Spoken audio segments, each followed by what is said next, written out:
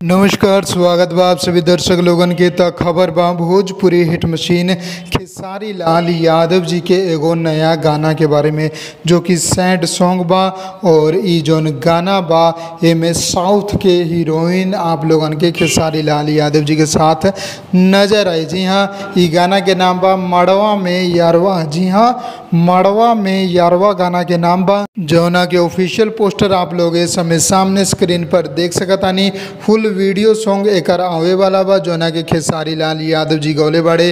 गीत कृष्णा बेदर्दी जी लिखले बड़े, संगीत आर्या शर्मा जी सजौले बड़े। वीडियो डायरेक्टर बड़े पवन पाल जी और डिजिटल हेड बड़े विक्की यादव जी। रिकॉर्डिस्ट बड़े जीतू शर्मा जी।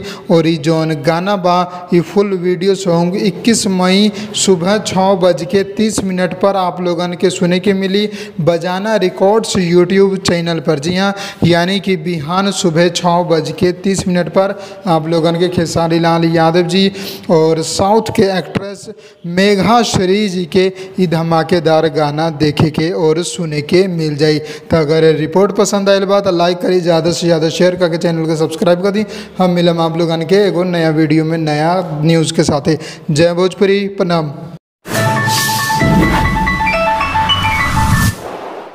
लाल बटन के दबा के अपने के चैनल के सब्सक्राइब कर ली और सभी खबर सबसे पहले देखे खातिर एक घंटे के बटन के भी दबा दी, ताकि जितना भी खबर डालम आप सबसे पहले फ्री में देख लें।